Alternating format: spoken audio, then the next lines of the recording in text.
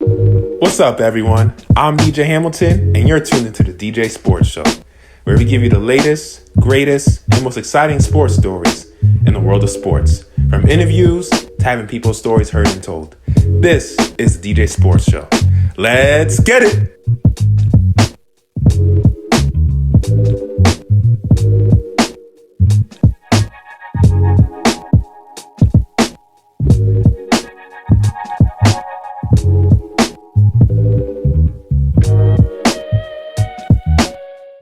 Good afternoon, everyone. I'm your host, DJ Hamilton, DJ Sports Show. If you're watching on YouTube, hit that like and subscribe button and share anybody you know who loves sports. And if you're listening on audio platforms, leave a 5-star rating and share anybody you know.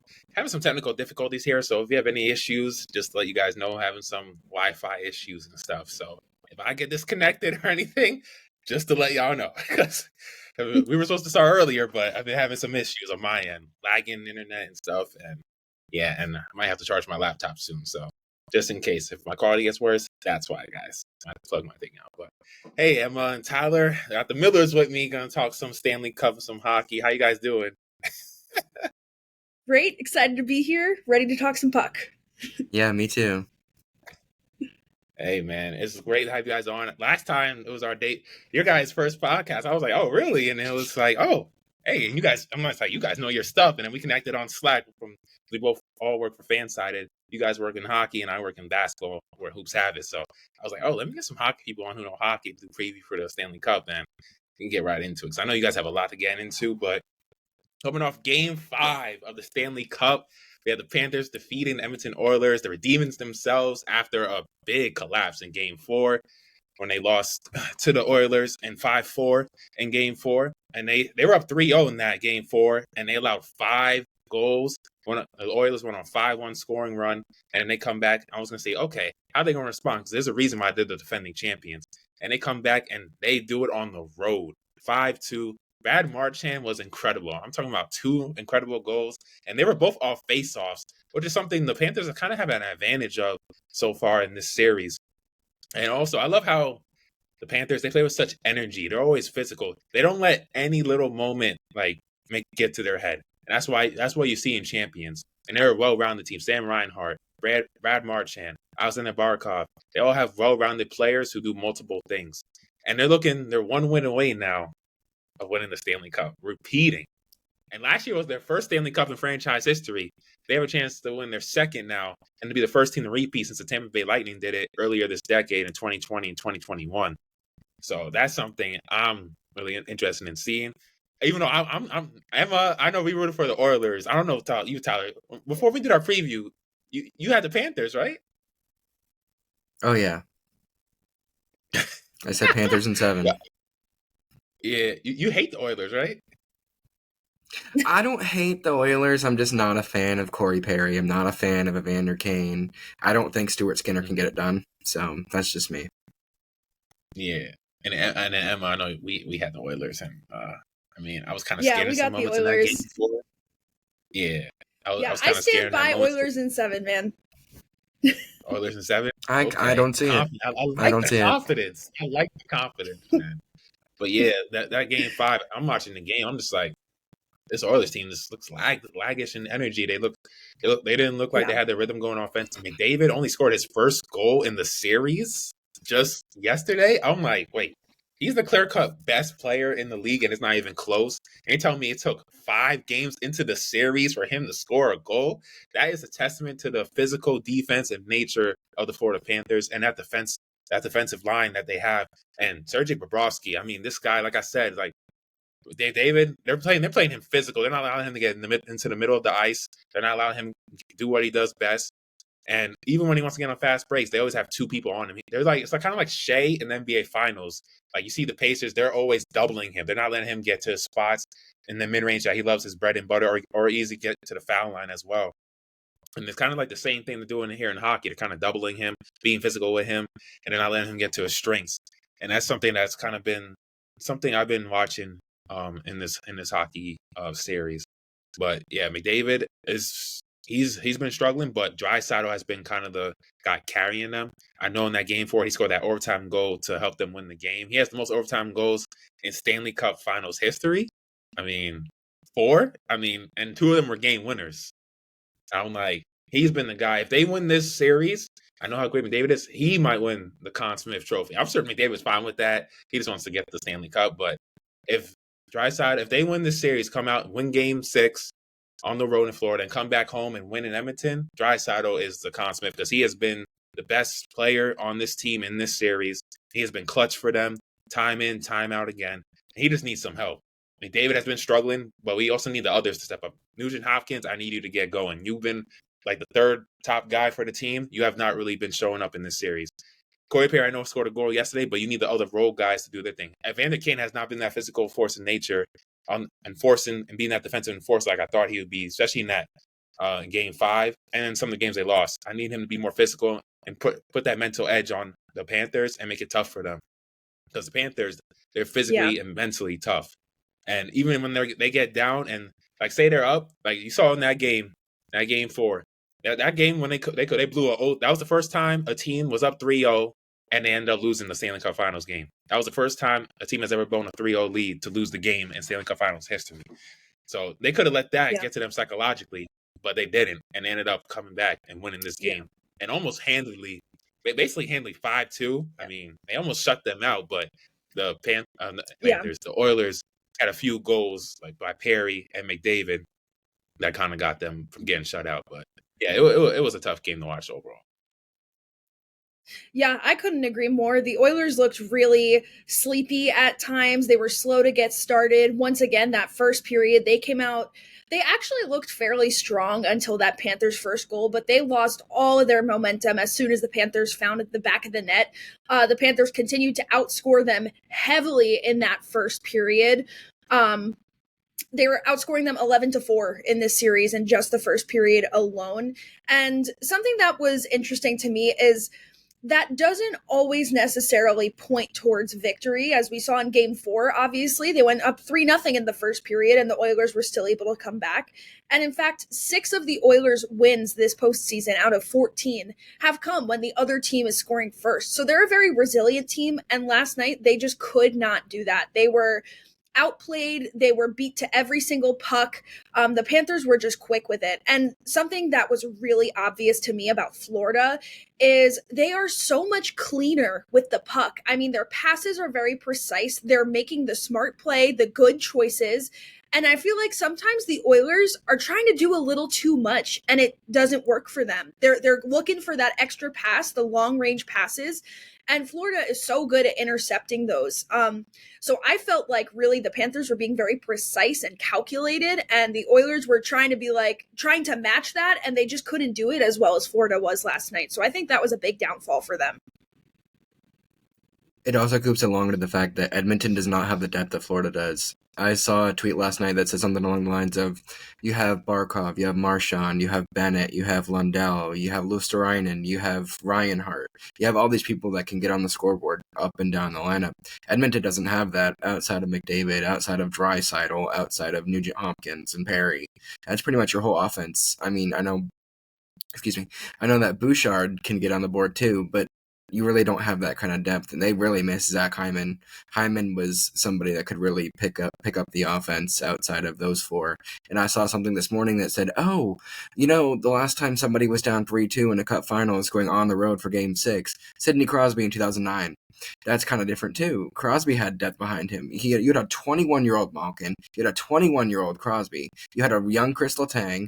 You had Sergei Gonchar behind him. You had Jordan Staal, Tyler Kennedy, Max Talbot. You had the depth for it. McDavid doesn't have that, so I think it's over.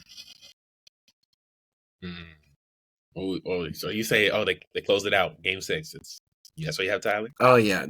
Especially because Edmonton keeps falling asleep at the wheel in the first period. I feel like Game 4 was an outlier. I don't feel like that happens again in terms of if Florida gets a lead. I feel like Paul Maurice ripped into them after Game 4 and said, if you're going to get a lead in the first period, keep the foot on the gas. You can't keep playing scared. You can't keep playing not to lose, because look what happens. Yeah, no, that's interesting to me. Absolutely. One thing I was going to say is, what were you going to say, Emma? No, I was actually going to add something really quick, a little bit off topic, but still on topic. I don't think the Oilers are doing enough to beat Sergei Bobrovsky right now. And I think that the trend is there and they know how to beat him. And that's going to be going for the top corners and shooting under that crossbar. He is very quick to fall down into that butterfly position. And he's only, I think, allowed one goal through the 5-hole this series. And he's really been, he's easier to beat in those corners and up high. And I feel like the Oilers are not doing enough to elevate the puck. And I think that's a big thing that we're seeing. Is last night, I mean, the shot volume wasn't there. And again, in the first period, talking about slow starts, the Oilers had 39 seconds in the offensive zone of like consistent pressure in that first period. And that's just like not enough. So if you're not going to be getting those chances, you better be lifting that puck on Bobrovsky and hoping it's going to go in. And that's just like not what happened. So I know before the series started, Bobrovsky was one of my top picks for the Conn Smythe. I don't know about that anymore necessarily, but I do think he obviously is one of the best goaltenders in the league right now. When he's on his game, he's elite. And the Oilers need to do more to beat him if they are going to have any chance of forcing a Game 7. Exactly. Now, one thing I was going to say, we've been seeing some great games this series. We've had 3 overtime games, one went to double overtime. I mean, we had some, little routes too. I mean, Panthers, that Game 3 route, I believe, they won 6-1. That was domination. That was just like, oh, damn, like this team. Then we saw the Oilers come back in Game 4. They went down 3-0, but then they came back and won. That showed their resilience and their grittiness as a team. But then we saw this game yesterday as well. The Panthers kind of similar almost to Game 3 when they almost basically routed the Oilers.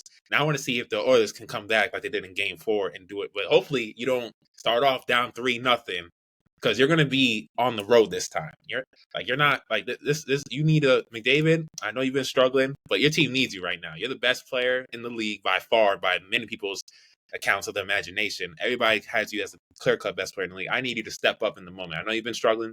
You've been making plays for others, creating for others, but I need you to continue to try to be aggressive. I know eventually you're going to get some shot there against Bobrovsky.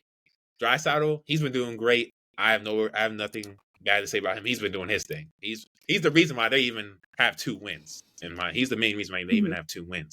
But I need other guys like Nugent Hopkins step up, and the King to be physical, be that defensive enforcer. And one thing I know you guys mentioned is the goalkeepers. I mean, in that Game 4, I mean, Stuart Skinner was getting scored on like nothing. 3 goals allowed. He had an 82 save percentage. But then they did a little switch with Calvin Pickard. He had only 1 goal allowed. He had 51 minutes time on the ice, while Stuart Skinner had 20 minutes time on the ice. And he allowed 3 goals in that 20 minutes in that first intermission. And they said, okay, no, we're going to switch to Pickard. And that made a big difference. But that didn't really happen in Game 5. We kind of saw that strategy didn't really work. They got 4.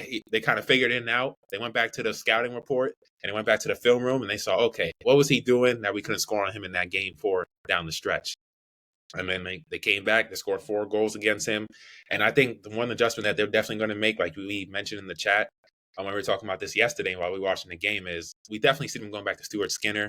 I know he can be inconsistent at times of that nature, and he's not as, I wouldn't say he's as consistent, definitely not as consistent as Sergei Bobrovsky or as flexible, but he's still someone who, when he's right and he's playing at his best, he's one of the best goaltenders in the NHL.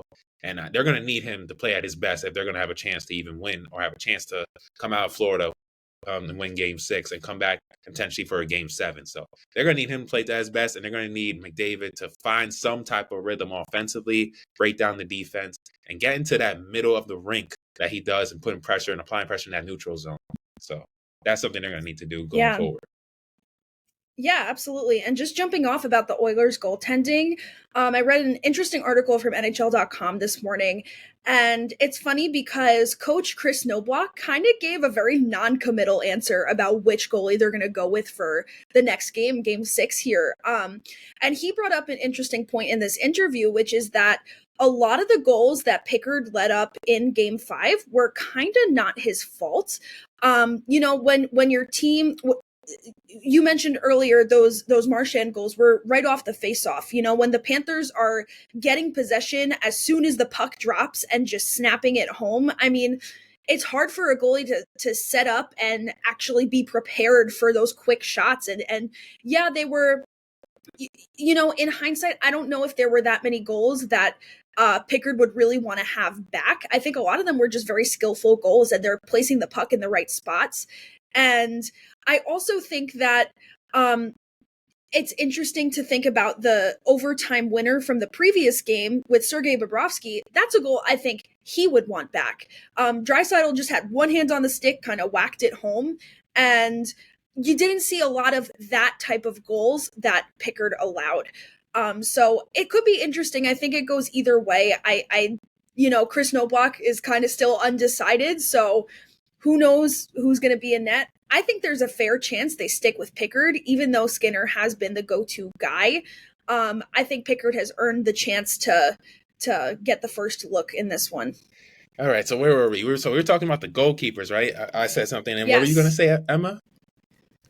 I just was talking about basically the Oilers head coach was very non-committal about who he wanted to start in the next game. And he brought up the good point that a lot of the goals that the Panthers scored were just very skillful goals. It wasn't necessarily like easy goals that he allowed. And I also brought up that Sergei Bobrovsky even has allowed a couple of goals that he probably wants back, especially the overtime winner in game 4. I think in hindsight, he very easily could have stopped, and Leon Draisaitl just like knocked it in with one arm. He had one hand on the stick and scored this overtime winner. So we didn't really see that with Pickard in game 5 here. So I think there's still a good chance that they stick with him for game 6, but we'll kind of see. No one knows. What about you, Tyler? What do you think happens? Or I feel like no matter who they start, like I said, I'm not trying to be a hater. I feel like it's over either way. Like she said, no, the majority of last night's goals weren't Pickard's fault, but there were some instances where he was out of position. Some instances where he could have made a better play, gone to a better goalie stance, like the butterfly, could have stood up a little bit more, could have been taking away an angle. It's just I don't feel like Edmonton has that juice left, especially without the depth that they don't have right now. The injury to Zach Hyman looms large to me, but Yeah, I couldn't agree more. And Hyman also offers a really strong physical play that I think the Oilers are lacking right now. They are being physical, but they're not being disciplined about it. That's the difference between the Oilers and Panthers. And what really is setting Florida apart is Florida is able to get under the Oilers' skin and kind of force Edmonton to take the retaliation penalties. And Edmonton is trying to match the physicality, but they're not doing it well because they keep taking penalties. And then they're setting themselves up for failure because Florida's power play is just so good and it's operating at such a high success rate right now. So I agree that missing Zach Hyman is going to be, it almost sealed their fates a little bit if they do lose because he was such a tremendous part of the lineup, physically, offensively, and they're not really able to replicate it without him. Is he back? He's back. Hey! I'm using my hotspot right now. Hopefully this doesn't BS me because this is I'm so sorry, guys. I can't control this. No, not your fault. After I said, what did he say, Emma? I was talking, Tyler brought up losing Zach Hyman. I talked about that for a bit, that the Oilers aren't able to replace the physicality that Hyman brought, and they're taking a lot of undisciplined penalties, and Florida's frustrating them and forcing them to go to the penalty box, and they just haven't been able to replace what Hyman lost when he got injured. So that's what that little section was about. Okay. Yeah, sorry I keep getting cut off. It's just so annoying. You're fine. Yeah. One of the things that I found funny is one of my friends, she's a big hockey fan.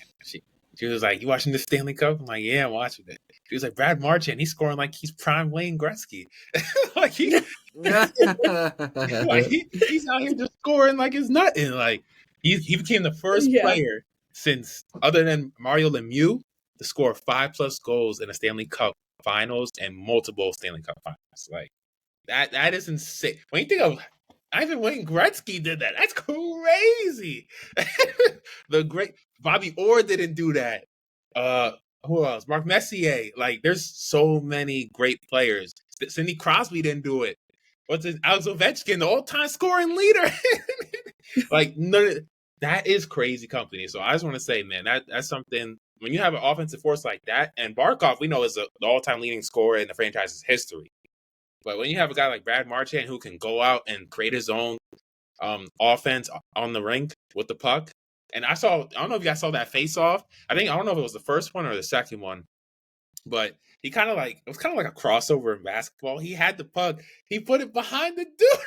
I was like, he caught the dude off, and then the dude went for it. Kind of like a hesitation fake, and then he took it back and then scored the goal. I was like, that is crazy. That hockey, first of all, you got to know how to ice skate. To be able to ice skate and then be able to do that on ice is, to me, just ludicrous. I was like, man, I'm a casual in hockey, but that was awesome to see. I was like, that was beautiful. And then you have Sam Reinhart on the road. He's a villain. I mean, I think you guys mentioned earlier, he has the most goals on the road in a Stanley Cup playoff run, if I'm not mistaken. Sam Bennett, yeah. Yeah, Bennett, Sam Bennett. Yeah, Sam. I have the Sams mixed up. Sam Bennett, Sam Reinhart. All the Sams. Yeah, just like the Millers. I was like, I thought you guys were related when I first met. No. Nope, no relation. The Millers, I'll be like, oh, you guys are related to Reggie Miller too, cousins? Nope. Nope. That'd be pretty sweet, though. Reggie Miller, the Nick killer, you know? Oh, yeah. But yes, so we got Game 6 tomorrow. Or is it, tomorrow, right? Or is it Tuesday? Tuesday. So they get a 2-day break. Yep. You guys get some time to rest and catch their breath. And I really expect, now the question, I know you guys wanted to talk about some other stuff, but one question I want to bring up to you guys, if the Oilers were to lose back-to-back Stanley Cup Finals, and I know, what are some changes you think they make this offseason? And I know Chris Knoblauch, I don't think hockey's as strict as basketball. But to make two Stanley Cup Finals in a row, I think that keeps him in his coaching position. But to lose twice to the same team, you might have to confess, this Panthers team may be a dynasty. So you might want to give him a little break. But what are some changes you think they can make if they end up losing back to back to the same team? Yeah, that's tough to say. For one, I think Corey Perry doesn't come back. He's already 40 years old. I think if they do lose again, not sure. If he does come back, it's going to be on a cheap 1-year deal. But I think that could be one change that we see. I think they definitely need an improvement in their goaltending, in terms of goaltending. But the problem with that is that there's not really anyone that good on the market this year. The best option in free agency is going to be Jake Allen. And he's a really good, 1B type of guy. He's been really solid for the New Jersey Devils since they traded for him before last season. He's had a very solid run in New Jersey, but he's primarily a backup. He's someone who's going to start 30-ish games. So he's the best option on the market right now, unless you dip into the trade market where someone like Thatcher Demko might be available. And even still, Demko has shown a lot of potential and promise, but I don't think he's going to be the guy that would set the Oilers apart in net. So I think we see some changes up front to those bottom six. Not sure if Perry comes back. I think they need to shake up goaltending. And as far as coaching goes, I feel like Chris Knoblauch does deserve a break. He deserves the benefit of the doubt here because he's done some really great things with the Edmonton team. And who else on the market could do a better job than him right now? Like Pete DeBoer? Is that the best option that they have? John Tortorella? Who's out there? So those are a couple of things that I think I would target is, forward depth for sure. Someone like Pius Suter is available. He could be a good option on that second or third line center to provide secondary scoring. So target a couple of those lower in the lineup forwards, fix your goaltending, keep the coach. That's my thoughts on that. Yeah, I would definitely say keep the coach. What about you, Tyler? Yeah, I don't think it's the coach's fault. I think, like I said before, it's a depth purpose. It's a depth reason. They don't have enough scorers on their team. They traded.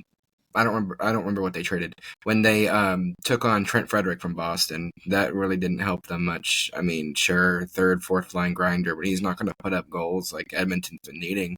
The Jake Wallman trade was a good one. I'll give them that. But I don't know. He got walked by Marchand last night. Walked out of his shoes. They're not doing enough in terms of getting goal scorers. Like, there's not enough. McDavid, Draisaitl, Nugent Hopkins, and Perry. That's pretty much it in terms of the forwards. I mean, sure, Evander Kane can pop a few every now and then, but it's just not enough. Like, I know what their GM's going for. Like, he's going for physicality. He's going for toughness. He's going for this thing that you need in the playoffs, but you also need that depth scoring that Florida's been getting, that Tampa got when they beat Colorado, when, like, in terms of every, like, cup winner, I'm sure every cup winner has had depth. The 2009 Penguins did. The 2016 Penguins did. The 2017 Penguins did. It's just, you have to have those depth players. Even the Capitals, even Ovechkin, when they won the Cup in 18, they weren't getting a bunch of goals from Ovechkin. They were getting a bunch of goals from a Devontae Smith-Pelly. I know you might not know who that is, but you were getting goals from a Lars Eller. You were getting goals from Jacob Vrana. They had the depth. Edmonton does not have that, so... Yeah, it's kind of like basketball. Like last year when the Celtics won the title, we had Jason Tatum and Jaylen Brown. We knew they were the stars, but they had the others around them. They had Al Horford playing great defense on the interior, hitting shots from the outside and corner three, spreading the floor in the offense. We had Payne Pritchard, who was one of the best players off the bench. He was a sixth man of the year candidate this year, who can get his own shot, who can get to the rim, hit three-pointers, hit mid-range, and he's a pest defensively. He's going to play hard on the defensive end. And then you also have guys like Drew Holiday, who gets down in a stance, one of the best perimeter defensive guards the league has ever seen, things of that nature. And Derek White, who could hit threes. He's one of the best perimeter defender guards in the league as well, and who will also get you 15 to 20 points. So it's about every sport, any team sport. Yes, you can have your stars, but as long as you have a collective unit of guys who know their role and buy into the role and maximize the role the best that they can, that's when you actually come up successful. So yeah, this little basketball analogy I want to throw in there as well. But I know there were some other things you guys wanted to talk about as well, outside just the recap. So you guys feel free to say it. Cool. We're talking about upgrading the Oilers here, and I have a question for Tyler as a Pittsburgh expert over here. So we're talking about the Oilers needing that depth scoring and secondary scoring. And word on the street is that Erik Karlsson is available right now. How would you feel about potentially giving up someone like Karlsson for the Oilers? Do you think he would fit in Edmonton? And if so, what would you want back? No. I think the best fit is Dallas. The best fit is Carolina.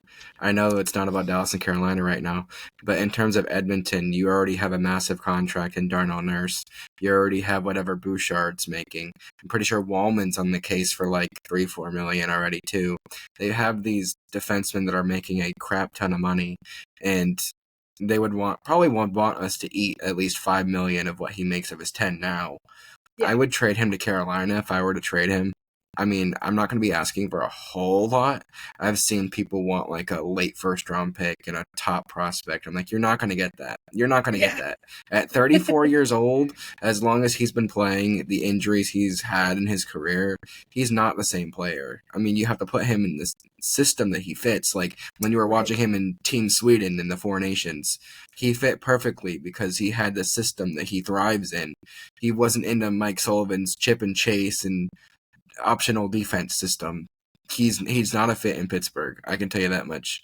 I'm just waiting for that notification to come through that he was traded. But if he's going to be traded, give him to Florida. Florida needs that. Florida needs that star too. I mean, Ekblad might walk because they're not going to give him what he wants either. He would fit in Florida too. You could pair him with Forsling. I mean, you could have. I'm blanking here on if Forsling is a right or left, but he could fit there too. He could be the what people were saying, the Ekblad replacement. I mean, maybe a late first round pick and a B prospect. I don't know, but he's not a fit in Edmonton. I can tell you that much. Yeah, interesting. I figure we were talking about some depth scoring, and I was like, well, they could use that from the blue line right now. They have Matthias Ekholm racking up assists here and there, but and I know the other day, Nurse scored. Who was the other Jake Wallman scored the other day as well. So they're trying to get some contributions from the blue line, and they need more of that. So with Erik Karlsson's easily the best defenseman available via trade right now, I would say. So I'm like, you know what? Might as well throw that out there to Tyler. Let's see. Yeah, no, that was good. I also am still very salty when Jake Wallman grittied on the Penguins when he was with Detroit. My parents were in attendance for that game. They took a trip there that weekend and were there, and I was at work, and we were up like 3-0, and then they came all the way back, and my dad texted me and said, "This kid just hit the gritty," and I was like, "Oh, that's fine." Unfortunate. That was a great anecdote right there. I love it. Yeah. What was I about to say? So now we talked about the Oilers. So now on the other end of the spectrum, if the Panthers do pull it out and repeat as champions, where do you guys see them like amongst like the greatest teams of all time? Like to repeat, go back to back. I know there's been some great hockey teams throughout the history of NHL. Absolutely. I think, Tyler brought up a lot of interesting similarities between the Panthers and teams like the Penguins that went back to back in 16 and 17. I think they're a very well constructed team. And as far as being in like the all-time greats conversation, I'm a little unsure about that.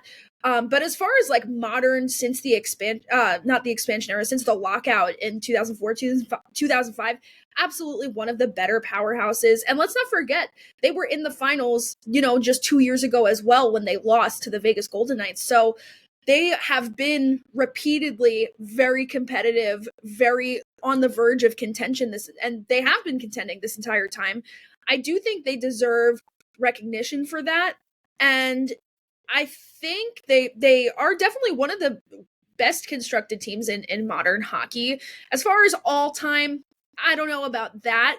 But certainly, really good. And actually something interesting that I wanted to bring up, just a quick little statistic. The Panthers in this postseason have had 12 games where they've scored 5 or more goals. And in the last ever in NHL history, I should say, the only team to have more than that amount of games, it was the Islanders. And they did that in 1981 and they did it in 1983. And that is one of the last great dynasties we have seen, like proper dynasties. They won 4 cups in a row. They passed the torch to the Oilers, who won several in a span of just a couple of years. So it's interesting to consider. I know you were asking, are they a dynasty or, they are a dynasty.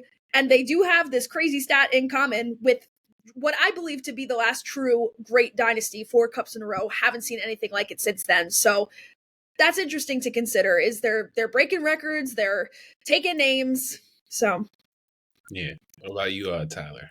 I can say the same too. I don't know about like a list of where everybody would rank in terms of like back-to-back champions or whatever, but I would say it'll be a bold take from me. I'm not afraid to tell it how it is, but I feel like they're up there with the 2016 and 17 Penguins. The 2016 and 17 Penguins had a rookie Matt Murray playing out of his mind. He also had a aging Phil Kessel playing out of his mind. Like, you were never going to get that ever again. But Florida has this, has this kind of snarl to them. They will come after you. They will line you up in the neutral zone. They will make a hit, take a hit to make a play. They have all this depth scoring. Like I said, Pittsburgh didn't have nearly as much as that when back 10 years ago. They didn't have that. Sure, they won back-to-back cups because their rookie goaltender played out of his mind. He played just as good, if not better, than Bobrovsky has in the past couple years. But Florida has this kind of snarl, has this kind of thing to them that can get you there, can really move them up the ranks. I'm not saying they're the best of all time. Obviously, Emma brought up that Edmonton won 4 in a row, that the Islanders were up there as well. But I feel like in terms of me being a Pittsburgh fan, I feel like they're up there with the 16-17 Penguins, maybe even better. Like, you never saw this when the Penguins were there. Like, nobody expected the Penguins to win again in 17, especially when Chris Letang got hurt in the middle of the season, and they had Justin Schultz as their number 1 defenseman. They had Ron Hainsey playing defense in their bottom 6. Ron Hainsey just do-si-doed somebody out of their shoes in Game 5 of the 17 Cup Finals. nobody expected Pittsburgh to win with Ole Mata and Ron Hainsey being in the bottom six of their defense. Oh, that's great. And another thing I want to mention to you guys is Connor McDavid. Okay, this is guy, we know he has so many great accolades and all that, but what would it mean to him if he were to lose 2 consecutive cups? Because I already know there's a lot of insurmountable pressure on him to get that first one. Just like when LeBron, 2012, we don't know for years, he's the best player in the league. He's won multiple MVPs by that point, perennial All-NBA first team. You've been considered by many people the best player in the world for years, but clear cut, like it's not even close. But to get to the fight, like he lost in 2011, you saw what happened to the Mavericks. You saw how the media was degrading him, beating him up, so much scrutiny, so much criticism. If McDavid were to lose another cup back to back, like what do you think will be that? What would that do for his legacy? And do you think that he'll ever get back to this point? Or another one, on the other end of the spectrum, if he's able to somehow get his offensive groove and start helping his team win Game 6 on the road in Florida, and then come back in Edmonton and pull off a Game 7 victory and coming back down from 3-2, what would that do for his legacy? So let's start first with the losing end of the spectrum. What someone who's considered so dominant, and many people think he's the best player to never win a cup at this point, which is saying a lot because there's been a lot of great players in NHL history. So what do you guys think that would do for his legacy if he were to lose the cup first? It was Ovechkin for a while, I will say that much, in terms of one of the greatest players to never win one. And then he finally did, and it just changed things for him because his next journey was the all-time points record. Yeah. But in terms of McDavid losing, if he were to lose again come Tuesday night, I feel like that would, like, knowing last year how he won the Conn Smythe even though they lost, I feel like that would just, like, crush him because I could be wrong, but I think the night they lost, I think I saw a locker room video of him and Draisaitl and Hyman and Nugent Hopkins and all of them saying that, oh, this is just a bump in the road, we'll be back.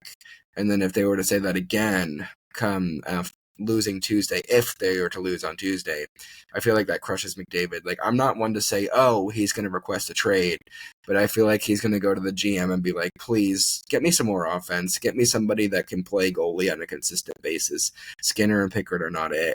I feel like it would absolutely, like, cause people to talk all over Twitter. Like, his legacy is there. He's done this, and that. He's made couple finals in a row, but has lost them both. It kind of feels like the LeBron and Curry years of however many finals that was in a row, 3, 4, whatever it was. I also could be wrong. I don't think you ever saw LeBron or Curry losing back-to-back ones. I always think they traded off. I could be wrong. I follow NBA like that, but not like that. LeBron was back-to-back because they had KD in 2017-18. Yeah. That's right. They matched up against each other 4 straight years in the finals. Yeah, my whole high school years, it was Cavs and Warriors, 2015 to 2018. I was like, yeah, nothing different. Oh, yeah, another one? Okay. Another part of the spectrum, all right? You're having another... I feel like for McDavid, I feel like it goes as far as, like I said, going to the GM and being like, please get me some more offense. Get me somebody that can chip in on defense in terms of scoring on offense. You see that Florida's getting contributions from... Forsling. They're getting contributions from Ekblad. You saw Tampa Bay would get contributions from Hedman when Sergachev was healthy. When Dallas would get contributions from Harley, they'd get contributions from Heiskanen. You're not getting enough offense from the Edmonton defense. Like, yeah, sure, Darnell Nurse scored in Game 4 to really kickstart that comeback, but you're not getting enough. Like, Bouchard is there. Nurse is not that offensive guy to help him out. Wallman's not an offensive guy. Who else do they have on defense? Trying to figure that out. Help me out here. Defense Kulak, Ekholm. Yeah. They also have Kulak, Ekholm, Darnell Nurse, and Stetcher. Yeah. Yeah, none of those guys are going to really chip in on the scoreboard. Like, they're there to play defense. That's not going to help McDavid win a cup. Like, McDavid needs more offensive guys outside of the usual 3, Draisaitl, Nugent Hopkins, and Hyman. Kane's not going to get it done for you. Kapanen's not going to get it done for you. As a Pittsburgh fan, I can tell you that much. Kasperi Kapanen's not going to get it done for you. He ate it. They scratched him in Game 5. Like, I was like, oh, the Kapanen experience is done. Because he's just somebody that, when you put him on the ice, he does cardio. He's not really somebody that can really chip in. Sure, he was playing on Draisaitl's wing, not doing much, outside of being, like, speedy. He's not really anything other than that. Like, he was so hyped when he came out of Toronto, and then they traded him to us, and then he wasn't anything here, and he's been bouncing from from Toronto to Pittsburgh to St. Louis to Edmonton or wherever else he's been. He's not an offensive answer either. If I'm McDavid, I'm not requesting a trade. I'm requesting more offense. Yeah, I'm on the same page. I don't think if he does lose again this year, I don't think this is a stain on his legacy by any means. He is the reason why last year they remained competitive and were even able to force a Game 7 in last year's finals. And although he only scored his first goal there in Game 5, he had 6 assists in the first 4 games. So he's doing his best here, Him and Draisaitl both. I don't think this really does anything to change the opinion of him or change his legacy by any means, but I agree that he's going to expect more movement around him. And you bring up getting offense from the blue line, and I wanted to give a shout out to Nate Schmidt of the Florida Panthers, who he just had his contract bought out by the Winnipeg Jets not that long ago. He comes to the Panthers on a contract 1-year deal that's worth under $1 million, and all of a sudden, he's like really found his game again in the second half of the season. He had 5 assists in the first handful of games here in this final, and he's willing to jump up on the play. He's willing to carry the puck up as if he was a wing. He's willing to make those stretch passes that are very accurate, and that's something that the Oilers are really missing, is a second to third line pairing guy that can still chip in with points. I think off the top of my head, I think he has like 13 points in this playoffs, and that's really a solid rate for a defenseman that's, playing second, third pairing minutes right now. So the Oilers need more of that for sure. And I don't know. I mean, it's hard to say what McDavid does with his future next, because it's hard to imagine him and Draisaitl not being on the same team, not being a 1-2 punch. It's hard to imagine that Edmonton would literally do anything ever or put themselves in a position to lose a generational talent like Connor McDavid. They would sooner, do literally anything he asked, to buy out whoever he wanted, trade for whoever he wanted. They would sooner change their entire team how McDavid wanted it than they would just let him walk or send him away. But then again, people said the same thing about Wayne Gretzky, and we all know what happened to him. So it's hard to say. I don't think it's a demerit in McDavid's legacy, because he's one of the greatest players of today's generation. Absolutely.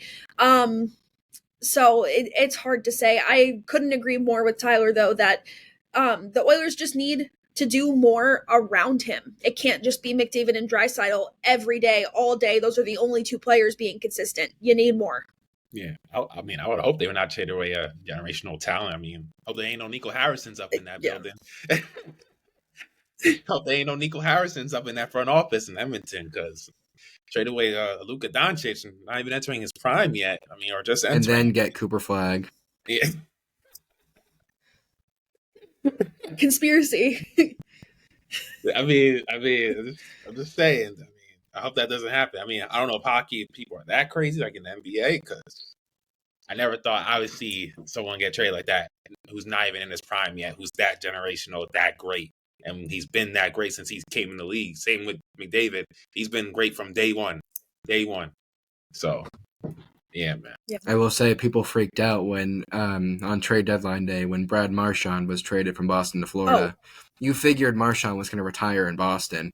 But then 100%. When he was traded to Florida, I was just getting in the car to leave work, and I was scrolling Twitter on my phone as I was putting my car in reverse, and it said Brad Marchand to Florida, and I was like, "Excuse me, I'm sorry, what?" Especially after the drama that they had last year between him and Sam Bennett, when, or maybe it was 2 years ago now, when Bennett just kind of decked him. There was so much drama between the Bruins and Panthers in the last couple of years. I was like, of all teams, he's going to Florida. I was shocked. Yeah, It's also the fact that it was 2 years ago, right? I think when they came back and beat them in 7.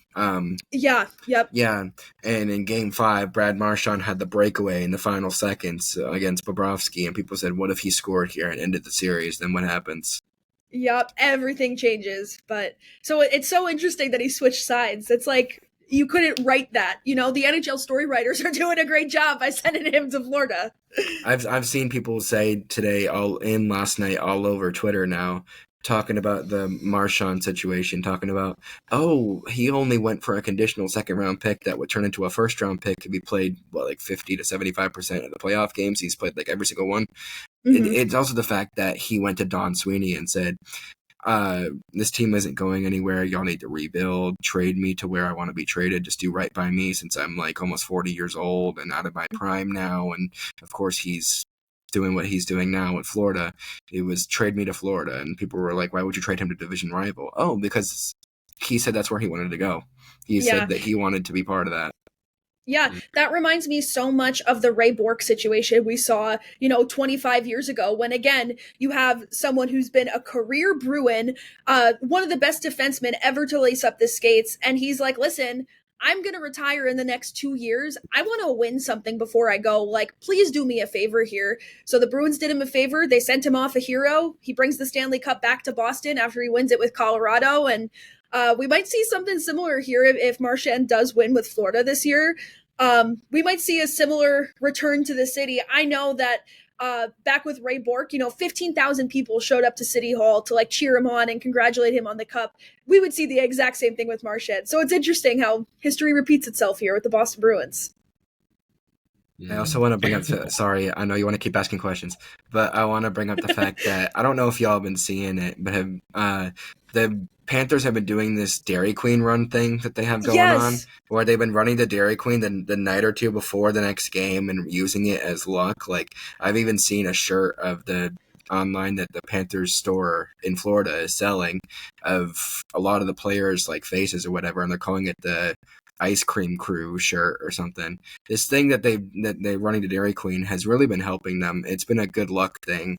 Like, I think they said they didn't go before game 1 and they lost. I don't think they went before game 4 and they lost. Especially when they're going to Edmonton. They didn't find one before game 1. They found one before game 2 and went. Brad Marchand gets like a cookie dough blizzard or something. And I forgot who they said. Somebody, I think it might have been Nate Schmidt. I could be wrong. I think they said Nate Schmidt or somebody is always the one that picks up the tab on it too. Dang. That's funny.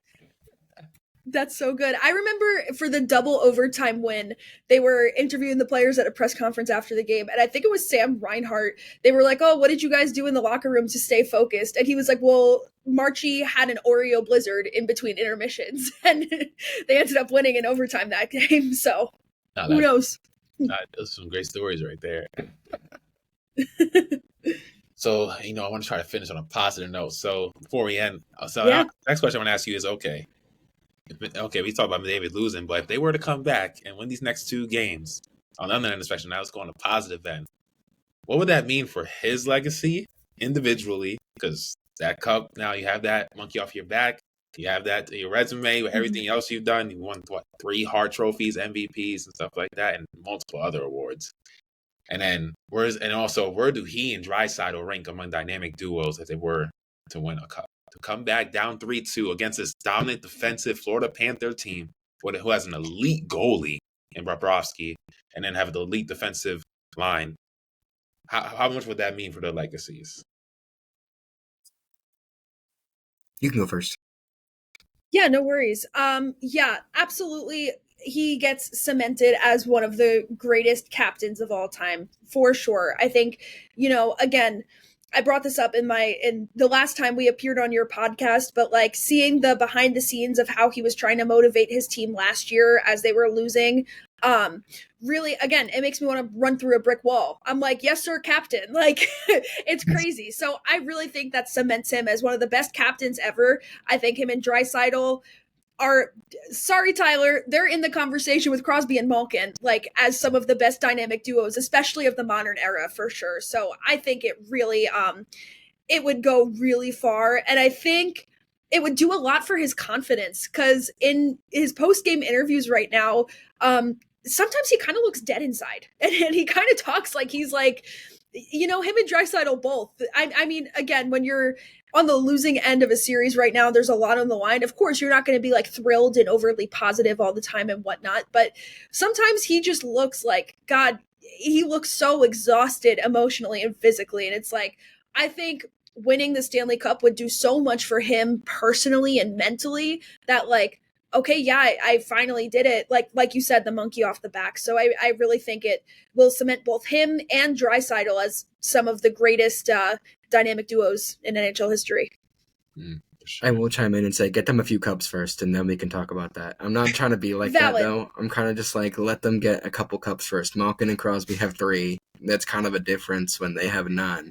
I understand that they're these people that are very, very good, but they're not on Crosby Malkin level popularity good, especially not yet. 3 cups to 0 kind of just shoots that down a bit. I will say, I said last time that people on Twitter have been saying that if McDavid wins this one, it's kind of get him up there with Crosby. I'm like, I'm sorry. 3 cups versus 1, there's kind of a difference. Yeah, that is true. It's like Oscar Robertson, he has 1 championship, Jerry West. But there's a difference between having 1 and then having multiple. You know how big buildings have different levels you go up to, elevators? That's kind of like it in sports, man. Like, you have your great players who have no rings. You have your great players who have 1, but then you have the others who are on that upper level. If you want to get to that next level, sorry. You know what? Like, access denied until you get those next few. It's like Hakeem Olajuwon has 2, Tim Duncan has 5, Kobe has 5, Jordan has 6, Kareem has 6, Bill Russell has 11. Like, those guys are like the upper echelon of great players in NBA and basketball history, because not only how great they were as players individually, but how they helped uplift their teams to multiple titles through adversity and different types of turmoil throughout their careers. So yeah, Tyler definitely makes a good point there. But I still want to see the Oilers win. I really love McDavid. Me too. He's someone who even the casual fan be like, because he's so good, you kind of know what his name is, because that's how great he is. It's like someone like me. I was like, man, I remember first hearing him. I'm like, who's this guy? He's a phenom. Like, coming in right away and just killing. Like, he was considered a generational prospect coming in. And then the fact that he's lived up to the hype or even exceeded it, it's been great to watch. And it's kind of similar to like a Bryce Harper of baseball, phenom from high school, and he's been killing in MLB. Or LeBron coming in from high school to the pros, and he exceeded the hype as well. Kobe Bryant to high school, etc. So, yeah, I want to see McDavid get this cup. I know Tyler doesn't, but me and Emma, we're keeping our fingers crossed. We're keeping our fingers crossed. It's not going to be easy going in that Florida weather. I know it's hot right now, definitely. Summertime. So yeah, fingers crossed it ends on Tuesday.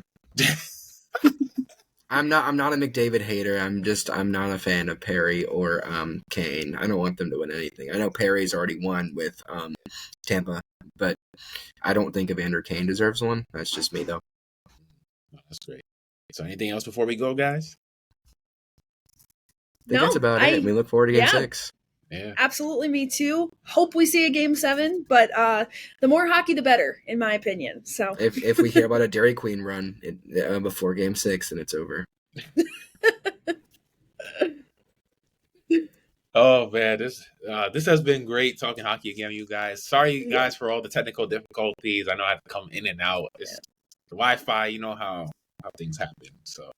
Yeah, if anyone gets to this point, I appreciate you guys, because we did have a lot of technical difficulties in this episode, and we're going to have to edit some of these out. But yeah, it's been your host, EJ Hamilton, guys. Let people know where they can find your work, guys, before we go.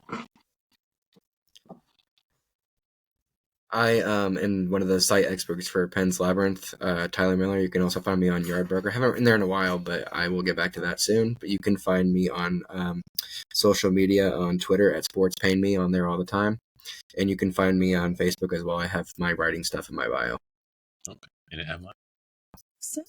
And I'm the site expert over at Puck Pros from Fansided. So if you're interested, you can go ahead and read all NHL news all the time. You can follow me on Twitter. My personal account for sports is going to be eMills Sports. And I'm also the host of the High Danger Hockey podcast. So if you enjoyed this today, go ahead, find us on YouTube, Spotify, Apple Podcasts, and maybe these fellas will make an appearance sometime too.